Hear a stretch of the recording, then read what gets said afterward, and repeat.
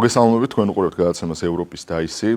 დღეს ვისაუბრებთ ევროკომისიის მიერ მიღებულ 2025 წლის საქართველოს ანგარიშის შესახებ, რომელიც არავის არ გაგვიკვირდა ალბათ, არის იმაზე უფრო უსამართლო და შეურაცხყოფელი, ვიდრე აქამდე გვინახავს ევრობიუროკრატების მიერ გამოქვეყნებულ სხვა რეზოლუციებში. ჩვენ პუნქტების მიხედვით გავყვებით იმ თითოეულ შეფასებას, რომელიც საქართველოს მისამართით გამოითქვა და ვეცდებით გავაანალიზოთ მისი საფუძვლები ვეძებოთ და რატომ არის ასეთი უსამართლო მიდგომა.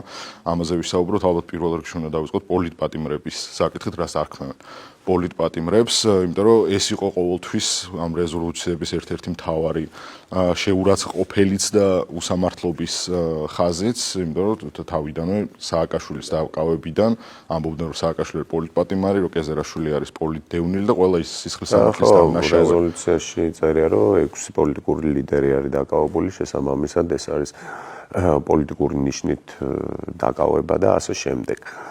მართლა ჩვენ ქრონოლოგიურად რო წამოვყვეთ, პირველი იყო სააკაშვილზე, რომელიც მოხსენიებული იყო მაშინ, ჯერ კიდე სანამ ესე ურთიერთობა დაგვეძაბებოდა ევროპასთან, სანამ საერთოდ თავს გადავიდოდნენ და სანამ აი ჩვენ ესე იგი დაჩაგვის მცდელობას და შავზე თეთრის დაწერას და მითითებებს და ყოვლად ამორალურ, ყოვლად აუხსნელ თქვათ რეზოლუციებს და დირექტივებს გამოუშვებდნენ, მაშინ ჩაიწერა, რომ სააკაშვილი არის პოლიტპატიმარი და ჰქონდათ მცდელობა, სააკაშვილს ამაში ფული ჰქონდა გადახდილი თავისი კომპანიით, რომ ამერიკულმა ფარამ გამოაშკარა, რომ ეს მთელი PR კამპანია ეწარმოებინა, რომ თითქოს ის კვდება და დემენცია დაამარცხა და ასე შემდეგ და იხსნება. მერე იყო კეზერაშვილი, რომელიც არის პოლიტდევნილი მედია პერსონა, ხოლო ივანიშვილი არის ოლიგარქი. ესე იყო რეზოლუციაში მოხსენებული. ეხლა 6 პოლიტიკური ლიდერი, რომლებიც პირდაპირ ღიად დემონსტრაციულად არღვევდნენ კანონს, რომლებიც ესე იგი დღენიაдаг რაც კი ქართული ოცნება მოვიდა, ალბათ მელია და ხაბეიშვილი იყვნენ ის, ვინც პირდაპირ არღვევდა ამ ყველაფერს. გვარამია, რა თქმა უნდა, პირდაპირ დემონსტრაციულად მელია არის, ესე იგი, შეჭრისთვის ერთხელ დაჭერილი, შტურმისთვის პარლამენტზე. ანუ ეს ეხლა მე თუ პოლიტიკოსი ვარ, როგორც აქ წამოიღეს რაღაც სხვა პროფესიები, ეს ინდულგენცია ამდვილად ვერ უნდა იყოს, რომ მე ესე იგი დანშაული ჩავიდინო და შესაბამისად ამაზე არ რეაგირო, ხო? ეს იყო ზუსტად ის დაუჯერებლობის სინდრომი. ამასთან არაფერი არ არის ნახსენები, როდესაც ჩვენ შეფასებაში პოლიტპატიმრებს არქმევენ, ამ ადამიანს არაფერი არ არის ნათქვამი, რატომ ზიან ისინი ციხეში, რა რეალური მიზეზი და რეალური მიზეზი არის საგამოძიებო კომისიაზე გამოუცხადებლობა, რაც გაცხადებული იყო, რომ თუ ამას ამ მოსმენაზე არ მიხვალ, შემდეგ დაგეკისრება ჯერ გირაო და შემდეგ გირაოს გადაუხდელობის შემთხვევაში პატიმრობა, რომელზეც დემონსტრაციულად უარი განაცხადეს ამ ადამიანებმა, შესაბამისად ყველანაირ სამართლებრივ საფუძველი არსებობს, მათ ძველ ცოდვებს რო თავი დავანებოთ იმ კონკრეტულ საკითხში, რომლის გამოც ესენის ხედავ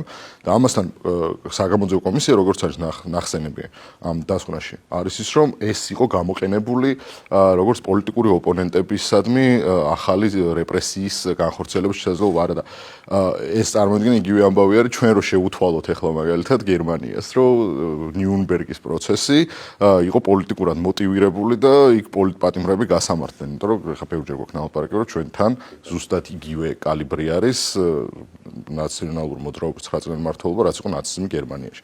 შესაბამისად ისურად გეთანხმები და უფრო მეტიც ის იყო, ესე იგი საუკუნის შუაში, სადაც მეინსტრიმ იდეოლოგია მეტნაკლებად სოფლიოს გარშემო იყო ნაციზმი და ისტორიამ გამოიყვანა ის, რომ მხოლოდ გერმანიაში მოხდა ეს კონტექსტიდან ამოგლეჯილი რაღაცა ფრაგმენტულად მომხდარი რამ, არადა ეს იყო მთელ მსოფლიოში ძალიან აქტუალური იდეოლოგია და ნაცისტურ მთავრობას მხარს უჭერდნენ ამერიკიდან და ბრიტანეთიდან და ჩვენ შემთხვევაში ეს იყო ესე იგი 2000-იანების დასაწყისი 21 საუკუნე, სადაც ადამიანის ის საყოველთაო უფლებები არსებობს და ჩვენ ესე იგი პროპორციულად რო შევადაროთ და პერიფერიას რაც შეუძლია, იმაზე უფრო მეტი გააკეთა, ესე იგი ადამიანის ამ საყოველთაო უფლებების დარღვევაში.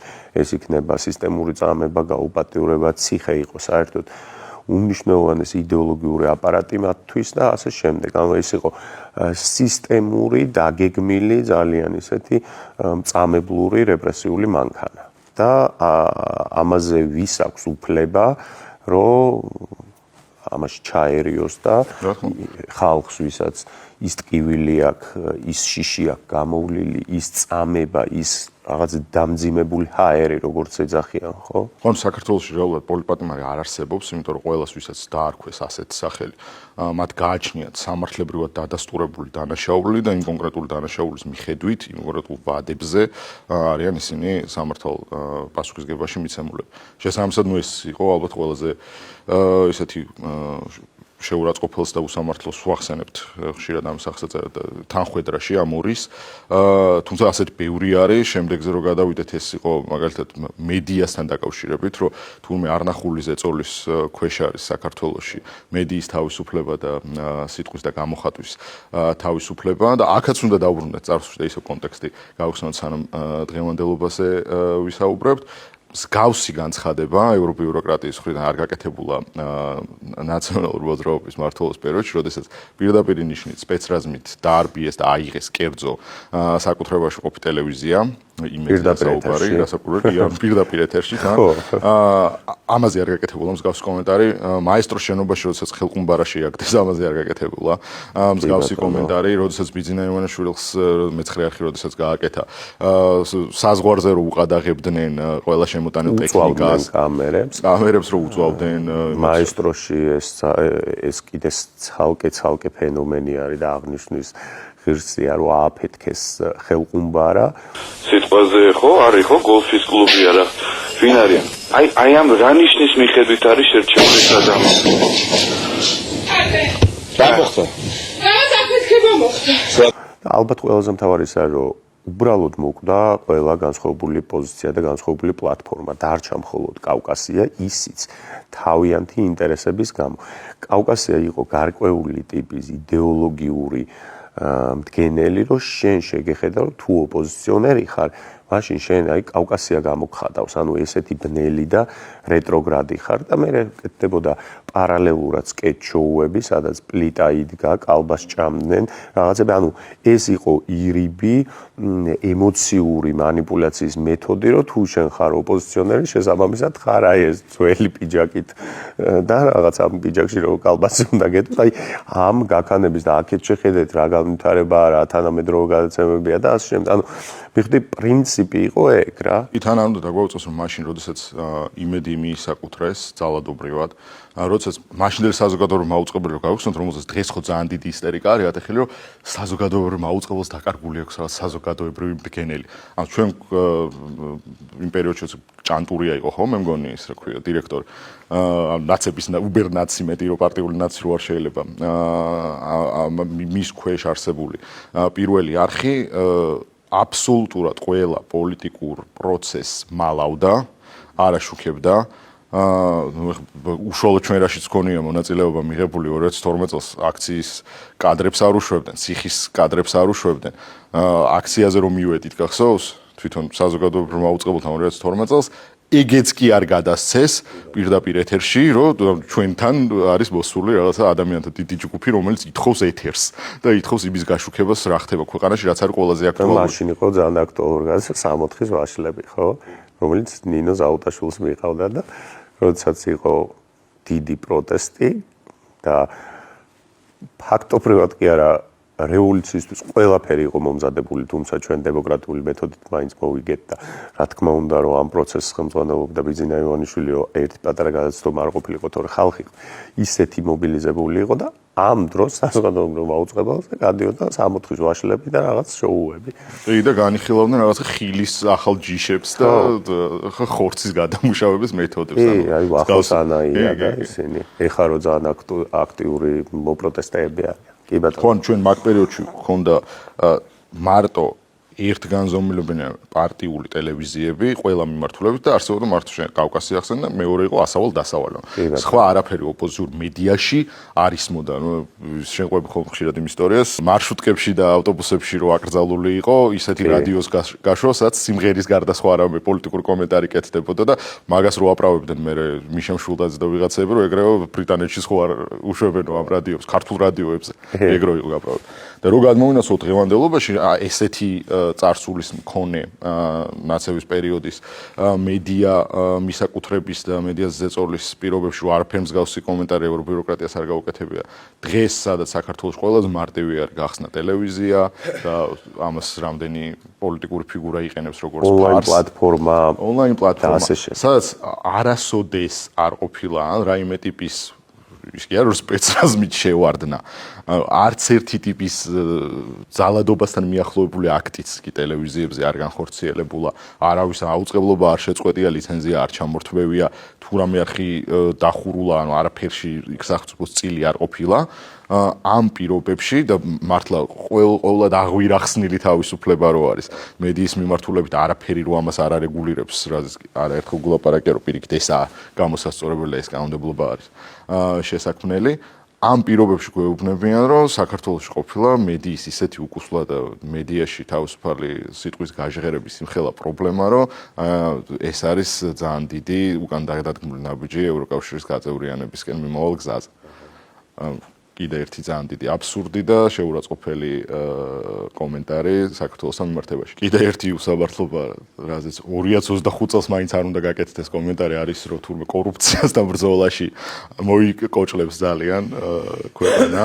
არადა ჩვენ ხედავთ, რომ ზუსტად კორუფციის წინააღმდეგ 2025 წელს რა ტიპის ქმედებებიც და როგორი დიდი ჯაფაც გაიღო სახელმწიფომ რომ ეს აღმოფხვრილობს გავსი არ გვინახავს ალბათ რაც ცოცხლები ვართ მაგ პერიოდის მანძილზე ამ კომენტარის გაკეთება უბრალოდ ნუ ისეთი დიდი აბსურდი არის რომ პრემიერ-მინისტრის პოლიტიკა არის რომ საქართველოს აი გლობალური რაღაცა მართლობის ინდიკატორებში რაც შეფასებითი ნაწილია ჩვენ უნდა ვიყოთ მოწინავე ადგილებზე კორუფციასთან ბრძოლის მიმართულებით მაგრამ ყველაფერი არის ასევე შედარებითი იქ ხაზი იყო გასმული წინა მართლობასთან შედარებით ესე იგი ჩვენ გარკვეული ტიპის გაუარესებები გვაქვს მაგალითად ევროპასთან ინტეგრაციის მიმართულებით რაც წინა მართლობის დროს არ ყოფილა ასევე აღნიშნული იყო რომ ევროპასთან ესე იგი ურთიერთობები გვაქვს გაფუჭებული რაც წინა მართლობამ დაიწყო და ასე შემდეგ ჩვენ უნდა ვთქვათ რომ ესე კორუფციის მიმართულებით ნუ ხო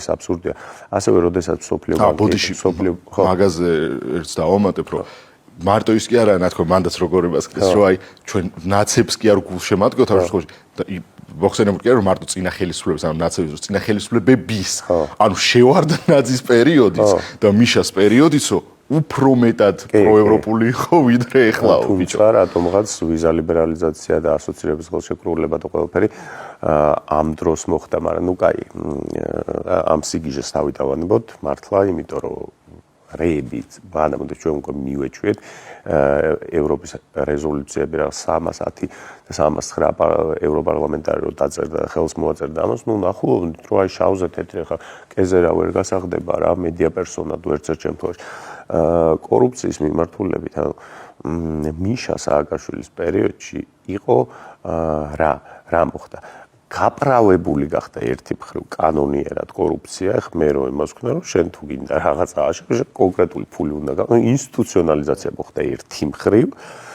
მეორე მხრივ ეს იყო ელიტური კორუფცია რომელიც ნუ შევარდნაძის დროინდელი კორუფცია ბევრად უფრო ჰუმანური იმიტომ რომ საყოველთაო იყო და ყველა იყო ამ კორუფციაში ჩართული. რიგითი პოლიციელიც იღებდა. კი ბატონო, და რიგითი ადამიანიც, ანუ ეკონომიკური და ეთიკური თვალსაზრისით კორუფციის ეს მოდელი იყო ბევრად უფრო პროგრესულიც და ბევრად უფრო ეკონომიკურად გამართლებული და ეთიკურადაც. მიშას პერიოდი იყო შენ თუ მიშისტე არ იყავი, საერთოდ ჭამის უფლებაც აღარ უნდა გქონოდა რა. აგრეთვე კომენტარი გაკეთდა იმაზე, რომ ბოლო 2 წლის მანძილზე მიღებული კანონებით აგრეთვე გადაუხვიეთ ევროკავშირისკენ მოვალ გზას და კონკრეტულ რა კანონებზე არის საუბარი, გამჭვირვალობის კანონზე, რომელიც ერთ-ერთში არის გადმოწერილი ამერიკული ფარას კანონი. ეს პირველ გამოცემაზე როცა იყო საუბარი, ხო ის იყო, რომ მიუხედავად იმისა, რომ მაშინ ჩვენი ბევრად სუბუქი იყო, საუბარი ის იყო, რომ ეს ადაპტირებული ვერსია ფარაზე დაფუძნებული არის რუსული, იმიტომ რომ თქვენთან ეს როგორც ამოქმედება რუსულ. როდესაც პირდაპირ ტექსტით გადაითარგმნა და წერტილძივე სასვენ ნიშნებიც კი იდენტური არის, მაგაზეს ნუ იგივე გაგრძელდა და საბოლოოდ ჩვენ ვნახეთ ის, რომ ამან დიდწილად მართლა გამჭვირვალე გახადა მთელი რიგი ეს რევოლუციური პროცესები, გამოჩნდა რომ კონკრეტული როგორი აქტორები და ვისი დაფინანსებით იდგნენ ამის სათავეში. ეხლა აგერ ბოლოს AfD-მ რომ მოითხოვა გერმანიის მთავრობისგან რომ გაასაჯაროვეთ საქართველოში რომელ NGO-ებს უხდით ფულს, მაგაზეც კი უარი თქვეს. ანუ თავის ქვეყანაში თავის უმსხვილესმა ოპოზიციურ პარტიამ რომ მოთხოვა ეგ ანგარიში, მაგაზეც კი დამალეს და ეხლა წარმოიდგინე აქ რა ხდებოდა. სანამ ჩვენ გამჭვირვალობის კანონს მივიღებდით, რაოდენობის თანხა შემოდიოდა რა ტიპის დაფინანსებით და რა ტიპის დავალებებით და ამაზე გამჭვირვალობის მოთხოვნა ყოფილა სამოქალაქო საზოგადოების ჩამონგრევის მცდელობა, მაშინ როდესაც ამ სამოქალაქო საზოგადოების გაძლიერება რა არის, რომ როდესაც თელმა საზოგადოებამ იცის სამოქალაქო საზოგადოებას რა მიზნები გააჩნია, საიდან არის ეს დაფინანსება, რას ემსახურება, კონკრეტულად სად მიდის, მაშინ დგება საზოგადოება სამოქალაქო. აბსოლუტურად სწორია და ამას კიდე ფართო კონტექსტიც შეგვიძლია დავურთოთ. ნახე, პირველი შენ რო თქვი, რომ იდენტურია რაც არის ამერიკული ფარა, ხო? აქ პრობლემა არის და ეს არაერთხელ მიხსენებია. შენ ხარ მაიმუნივით რა, არ გაქვს უფლება, რომ იმას თუ იარაღი უჭირავს, შენც გეჭიროს. იმას ის ძალიან განვითარებულია და შენ ნაკლებად. მე მეორე საკითხი. თვითონ NGO კლასი ჩვენთან დაახლოებით იყო, დაახლოებით კი არა, პოლიტიკის მკეთებელი სუბიექტი იყო, უფრო ძლიერი ვიდრე პოლიტიკური პარტიები 90-იანებიდან, ანუ პოსტსაბჭოთა ტრანზიციის პერიოდში. და რატო? ყველა რევოლუციასაც დასავლეთი იყო ჩვეულებრივი რაღაცა ის რა ქვია საკრალური სივრცე, იქიდან დანიშნული იყო ეს NGO იყო იქაური ხმის მომტანი. შესაბამისად NGO იყო მთავარი ტრამპლინი, რომელიც პოლიტიკაში უნდა მოსულიყო. ესე იყო კმარა, ესე იყო ესენი რა ქვია ნაციონალური მოძრაობის ყველა ლიდერი და ასე შემდეგ. ნახე, NGO შესაბამისად ჩვენ თუ პოლიტიკურ პარტიებზე გვაქვს რომ უცხოეთთან ესე არ უნდა დაფინანსდეს და ასე შემდეგ და ასე შემდეგ და ჩვენ თუ პოლიტიკურ პარტიას ესე იგი უკრძალავთ და გარკვეულწილად ეს უნდა იყოს ღია და ცალსახა საიდან არის მისი ფინანსები, იმიტომ რომ უცხო ქვეყნიდან არ შეიძლება რომ იგი იყოს დაფინანსებული, მაშინ NGO-ზე ასევე უნდა გქონდეს წარმოდგენა. ჩვენ ხო არ აგვიგრძავთ, ჩვენ ხო არ რაღაცა ჩვეულებრივად პროსტა მოვითხოვეთ, რომ ეს იყოს გამჭვირვალე. თან იმ პირობებში, როდესაც ბაჩო, ეს არის ძალიან მნიშვნელოვანი. NGO-ები აორგანიზებდნენ, ესე იგი, ფრანკლინის კლუბს, რაღაცა მსგავს ორგანიზაციებს, სადაც ჩამოყავდათ კანვასის ტრეინინგები და ასე შემდეგ. აკერმანის ესეთი რა ქვია, მშვიდობიან რევოლუციის მასტერკლასები და ასე შემდეგ, სადაც ასწავლიდნენ მოლოტოვის გაკეთებას, სადაც ასწავლიდნენ თქვათ აქციაზე როგორ უნდა გამოხვიდე, რა სამედიცინო ინვენტარი, ეკიპირება რა უნდა გქონდეს, სადაც ასწავლიდნენ რაღაც ხელნაკეთი სასრული ნივთების დამზადებას, სადაც პიროტექნიკის თქვათ, აი მთელი კურსები იყო ამ ერთი მხრივ თითქოს შენიღმული მშვიდობიან რევოლუციის რა ქვია სახელით. ამას უყურეთ ჩვენ. ამას უყურეთ და ეს გადაიტანა ჩვენმა სამართალდამცავმა ორგანოებმა, რომლებიც კვირების განმავლობაში ებრძოდნენ მათ მიერ გახსნილ ცეცხლს, ხო და მე NGO-ები შენ გაიხსენებ გვიპირებდნენ რევოლუციას. ტექნიკური მთავრობა უნდა შეიქმნასო. გამოსული იყო კაცო გადანაწილებული ქონდათ უკვე პოსტები და თანამდებობები. ეკაკი გაურიდა ნინო ლომჯარია და სახელმწიფოს მართვის მთავარ სადავეებთან. აგრეთვე კიდევ ერთი დიდი უსამართლოა, რომელიც ამ ანგარიშია მოყვანილი არის, რომ თურმე დემონსტრაციებზე არათანაზომიერი და გადამეტებული და ყოველგვარ გამოხატვის უფლების ამკრძალავი ძალა ყოფილა სამართალდამცავების მხრიდან და აქაც ერთი სიტყვა არ არის ნათქვამი იმ ძალადობრივ აქციებზე, რომლის პასუხიც იყო ეს ყველაფერი ის რომ მოლოტოვის კოქტეილებს ესროდნენ სამართალდამცველებს, ის რომ ხელნაკეთ პიროტექნიკას ესროდნენ, რომელიც პირდაპირ ფიზიკურ ძიმე დაზიანებებს იწვევდა, ის რომ პარლამენტის შენობას წვავდნენ, ის რომ ამდენი ხანი მართლა 10 კაცი 7 კაცი კეტავენ თავარ გამზირს და ამით ძალადობენ საზოგადოებაზე. არც ერთი ეს ფაქტი არ არის მოყვანილი აქ და ნათქვამი მხოლოდ ის რომ არის მშვიდობიან დემონსტრანტების მისამართით გადამეტებული პოლიციური ზომები. არა და ჩვენ ამ გადაცემაში გაშვებული არაერთხელ რა ხდება იმ ევროპის მექაში, იმ ევროპულ ქვეყნებში, რომლის ბიუროკრატები ჩვენ გვიწუნებენ სტანდარტს აქციებთან მოპყრობის, რა ტიპის ბრუტალური ძალადობრივი ფორმებით ხდება მშვიდობიანი მიტინგების დარბევა და ჩვენ ყოველთვის უყურებდით საქართველოში მიმდინარე აქციებზე რომ ყოველთვის თუ რაიმე ტიპის ძალის გამოყენება იყო ეს ყოველთვის პასუხი და არა პირველ რიგში სამართალდამცავებისგან დაწყებული ან მისგან გამოწვეული ეს შეტაკება ანუ შესაბამისად ამაშიც ანუ როგორ შეიძლება რომ შენ საზოგადოებაზე, ქვეყანაზე აკეთებდე ანგარიშს და ამ ტიპის და ამ მასშტაბის სიცრუეს დებდე ბრალად, რომ ეს ხო არა ის რომ სადღაც კულისებში ხდებოდა და აი ყველას არ უნახავს და აი წაიკითხავენ და მოტყუდებიან. ანუ ეს ხო აბსოლუტურად ჩვენი ქვეყნის მოსახლეობას აქ ნანახი. და ანუ უცებ მოდის ევროკავშირის ანგარიში, რომელიც გეუბნება რომ არა ეგრე არ არის. ყველაფერი იყო საპირისპირო. ჩვენ გეუბნებით რა მოხდა თქვენ ქვეყანაში რეალურად. და ეს ყველაფერი ხო არის თავინამბობამდე თან ანუ ეგ არ უნდა დაგვაუწეს რა თუნდაც აი ეხლა იმან რა ქვია ჯო ვილსონმა და ვიღაცებმა გაუგზავნეს ტრამპს წერილი რომ ქართული ოცნებისგან დაგვიცავითო არ ვიცი პოსტარი თუ არა მაგის გაცნობა და ანუ ეს ხო რამხელა აბსურდი არის რომ ჯო ვილსონი და ვიღაცები ჯინ შაინი და იქაურ შალვანათელაშვილები და რა ქვია თინა ხიდაშელები ტრამპს თხოვენ ბიჭო ქართული ოცნების წარმომადგენლებისგან დაგვიცავითო იმიტომ რომ ჩვენზე ცუდ რაღაცებს ამბობენ ამ მთელი ანგარიში წყარო და საფუძველი არის ის მათივე აგენტურული ქსელი, რომელიც ამ ქვეყანაში წარმოადგენს NGO სექტორს და ოპოზიციურ პოლიტიკურ სუბიექტებს. ანუ ეს ადამიანები მიდიან და ეუბნებიან, რომ აი აქ ეს ბოროტება, აქ ეს ბოროტება, აქ ეს ბოროტება არის და ამაზე გვჭირდება ახლა თქვენგან მხარდაჭერა. და ისე რომ არაფრის არც გადამოწმების სურვილი, შეიძლება არც მცდელობა არ ხდება პირდაპირ, ანუ ეს ადამიანები, მათ შორის ის ამერიკელი კონგრესმენები, რომლებიც ახლა დაცვას თხოვენ ტრამპს ქართული ოცნებისგან, მხოლოდ და მხოლოდ ეყრდნობიან ამ თავიანთივე ჩვენთან არსებულ აგენტურას, რომელიც რასაკვირველი აბსოლუტურად ცრუ დასმენებით არის დაკავებული. იმიტომ რომ საზოგადოება ხო ხედავს, რომ რაში არის საქმე, როგორ ვითარდება მოვლენები და ასე შემდეგ. ამასთან ევროკავშირის ამ ანგარიში ერთი სიტყვა არ არის ნათქვამი 4 ოქტომბრის რევოლუციაზე, რომელიც აგრეთვე პირდაპირ ეთერში ნახეთ თეულმა საქართველოს მოსახლეობამ.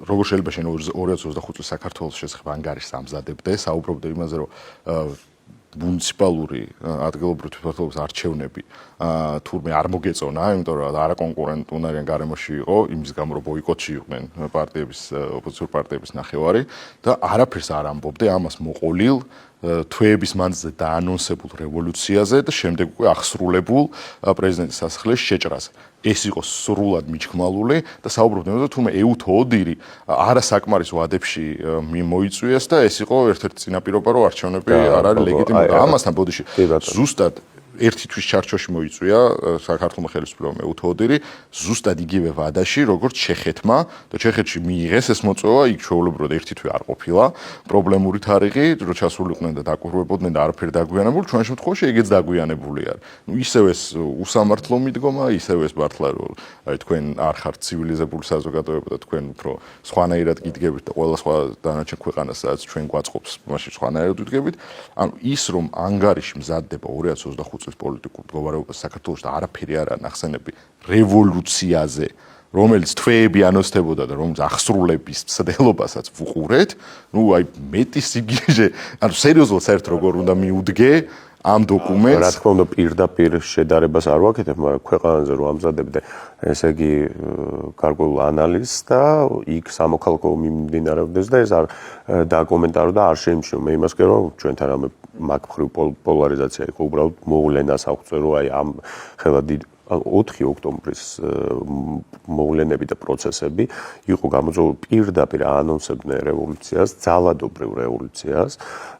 მაგის გამო არის დაჭერილი ხამბეიშვილი, მაგის გამო არის შემდეგ დაჭერილი ეს პოლიტიკური ლიდერები რო არიან ჩამოთვლილი, მაგალითად პაატა ბურჯულაძე და არ ვიცი, პირდაპირ პრეზიდენტის სასახლეში ღობე შეანგრიეს, შევიდნენ რისთვის, ხო, რომ დაეკავებინათ იქაურობა. მეტი მიზეზი რა გინდა პოლიტიკოსის დაჭერის, ხო?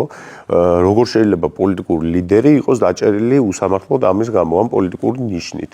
არ ვიცი, ამ პოლიტიკურ ნიშანს რას ეძახიან, იმიტომ რომ ოპოზიციონერია, მაგითო დაიჭირეს, არა, ღობე რო შეანგრია, იმიტომ დაიჭირეს. 4 ოქტომბრის საერთოდ უკომენტაროდ დატოვება და 4 ოქტომბრის პროცესების უანალიზოთ დატოვება საერთოდ სიგიჟის რაღაცნაირი ფორმაა. მოკლედ ეს ანგარიში იყო კიდე ერთი ძალიან დიდი უსამართლო სამარცხვინო რეზოლუცია. და სამარცხვინო რასაკვირველია ჩვენი ქვეყნის და ამ ქვეყნის საზოგადოების მისამართი, რომლის მიზანიც მხოლოდ ერთადერთი არის ისევ ის პოლარიზაცია, რომელსაც ჩვენ გვეუბნებიან აღვხვერთ, ეს რო როგორღაც გააძლიერონ, ის რომ მილევად რეჟიმში მყოფ უკვე გათითოკაცებულ პროტესტს როგორღაც რაიმე დამატებითი რესურსი შესძინონ, კიდე ერთხელ რო იქნება რაიმე აღშფოთების ტალღა გამოიწვიონ, რომ აი თურმე ქართული ოცნება გვაშორებს ჩვენ დიდ ევროკავშირისკენ მიმავალ მიზანს, რომელიც რასაკვირველია შეუძლებელი არის რომ ვინმეს შეეხოს, გარდა იმ ადამიანებს, ვინც განსაკუთრებული იდიოტიზმით გამოირჩევა, პირდაპირ დაფინანსებული აგენტი არის,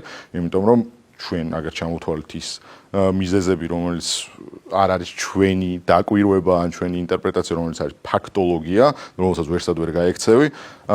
შესაბამისად, როდესაც ჩვენ გვეუბნებიან, რომ აი ესეთი ტყუილი არის ჩვენს რეზოლუციაში თქვენ შესახებ მომზადებულში, უკვე გასაგებია, რომ ამ რეზოლუციას ვერ ექნება ვერც პოლიტიკური ფასი, ვერც რეკომენდაციის ფასი და მით უმეტეს ვერანაირი პატივისცემის შეგრძნება იმისადმი, რომ ეს მოდის ისეთი ინსტიტუციისგან, რომელშიც გაწევრიანებაც არის ჩვენი მიზანი და ჩვენი დიდი სურვილი. ამიტომ კიდე ერთხელ ეს არაერთხელ თქმულა და მართლა ეგრე არის, ზუსტად ეთელი ეს ევრობიუროკრატია არის მოწადინებული რეალურად იმაზე, რომ საქართველოში მართლა ევროსკეპტიციზმი გაძლიერდეს და მათ დამიდა ამ ინსტიტუციასადმი ის მარტივად რომელიც აქამდე არსებობდა გადავიდეს მხოლოდ ნეგატიურ და ნამდვილად ეგრე, იმიტომ რომ რაც რუსეთ-უკრაინის ომი დაიწყო, ერთ რეზოლუციას ვერ გვანახებს ვერავინ საქართველოსთვის მომზადებულს, სადაც ესე იგი რამე ადეკვატური წერია. ანუ ადამიანს იცი რა აგიჟებს, ზოგადად და რა აუტოვებს უსამართლობის საშინელ შეგრძნებას, როდესაც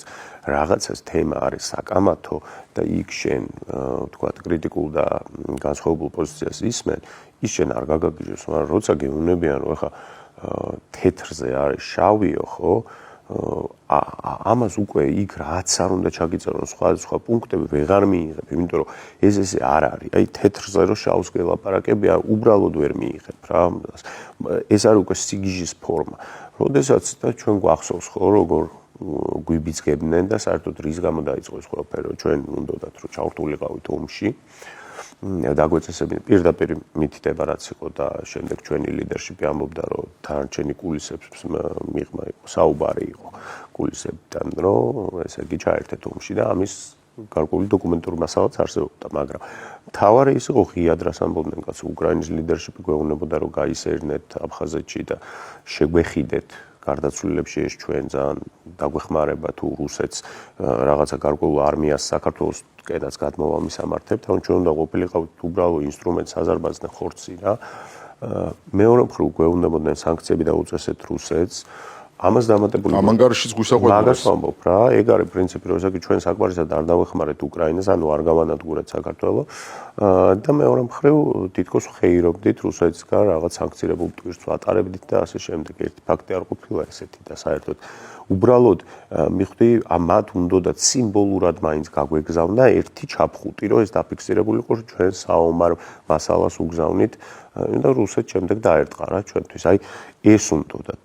ამის გამო ხო წერეს 1000 უაზრო რეზოლუცია და რა თქმა უნდა რომ ევროპის ადმინდობა უბრალო მოქალაქისთვისაც სხვანაირი იქნება, ესე იგი ის უყურებს რომ ვისაც თავის ქვეყანა უყვარს და ადარდებს რა, რომ საქართველოს აი ესე აღიქვავენ ევროკავშირიდან. რომ აი ესე უნდა გაქრეს, აი ესე უნდა აფეთქდეს რაღაცის გამო. ხო და მაგ მიმართულებით ეგ საყვედური რო წერია მანგარიში, რომ თქვენ ომის პერიოდში ეკონომიკურ სარგებელი მიიღეთ და ანუ აქ რა სარგებელზეა საუბარი ტურისტულზე. იმიტომ რომ უკრაინიდან დიდი ნაკადი შემოვიდა და რუსეთიდან დიდი ნაკადი შემოვიდა, ხო? ანუ ის რომ საქართველოს და მსოფლიო ბანკის რო ვერ უარყოფს იმას, რომ ეკონომიკური ზრდა არის ქვეყანაში, მაშინ როდესაც რეგიონი ცეცხლის ალში არის გახვეული, ამაზეც რო ანგარიში გეუბნებიან, რომ ეს შენ გააკეთე ცუდი რომ შენ ქვეყანაში ეკონომიკა წინ მიდის, ეს არის შენგან ჩადენილი დანაშაული, ну საერთოდ რაღაცა გვიწევს ლაპარაკი. მოკლედ სულ ეს იყო. მადლობა ყურადღებისთვის. შევხვდებით შემდეგ კვირას პოზიტივზე, კარგად ვზანდებოდეთ.